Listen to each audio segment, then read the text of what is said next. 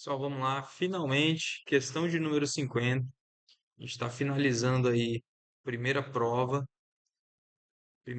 da FGV, com foco no cargo de técnico em eletrotécnica. Porém, se você estiver se preparando, né, para um cargo de eletricista, ou engenheiro eletricista, ou eletrotécnico, todas essas questões são extremamente relevantes, porque elas expressam a linguagem da banca em relação às questões de instalações elétricas ou da área de eletricidade. Então vamos lá. Uma instalação elétrica predial de baixa tensão tem no seu quadro geral de distribuição uma alta corrente de neutro. O rompimento desse neutro pode acarretar em parte das cargas, e aí ele dá as opções. Mas eu vou fazer um esquema que vai ficar tranquilo de entender, pessoal. O que que acontece com o rompimento de neutro? Vamos considerar aqui que a gente tem aqui um barramento de neutro, tá? E aí aqui a gente tem algumas cargas. Eu vou colocar aqui uma carga, um equipamento que seja, outro equipamento que seja e um outro equipamento que seja. E aqui eu vou colocar dois barramentos. Eu vou colocar um barramento de uma fase, que eu vou chamar essa aqui de fase R, e eu vou colocar um barramento de uma fase que eu vou chamar de fase S. E esse equipamento aqui, ele vai ser ligado com a fase R e com o neutro. Esse aqui vai ser ligado com a fase S e com o neutro. Esse aqui vai ser ligado também com a fase S e com o nosso neutro. E o nosso neutro, obviamente, ele está ligado lá com o neutro e com tá ligado no neutro do nosso poste, né, que vai para a saída do transformador que vai estar aterrado aqui também. E então vamos lá. O que que vai acontecer?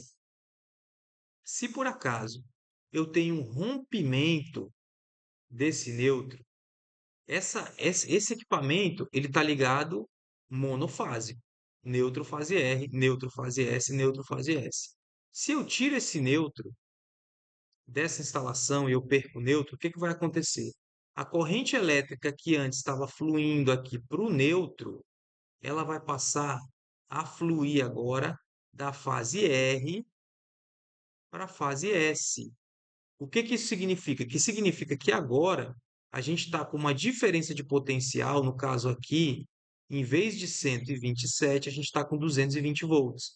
Então a gente acabou colocando dois equipamentos em série. Na verdade, ele está em série com a associação desses dois aqui em paralelo. Então o que que vai acontecer? Como se nós tivéssemos aqui um ponto R, a gente tem agora um resistor, é impedância, mas eu vou considerar como se fosse resistores.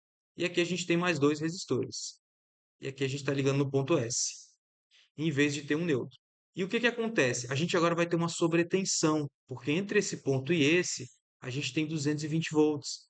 E como essas resistências aqui, elas não são iguais, um desses resistores ou desses arranjos vai pegar uma tensão maior, vamos considerar aqui que vai ser 170 volts, e aqui vai ser 50 volts. Ou seja, quando a gente perde o neutro da nossa instalação, a consequência disso é que um dos nossos equipamentos que vai estar ligado, ele vai dar uma sobretensão. Então, entre as opções que a gente tem aqui, letra A, uma sobretensão. Letra B, um pico de tensão. Não, isso não acontece. Letra C, uma sobrecorrente. Não.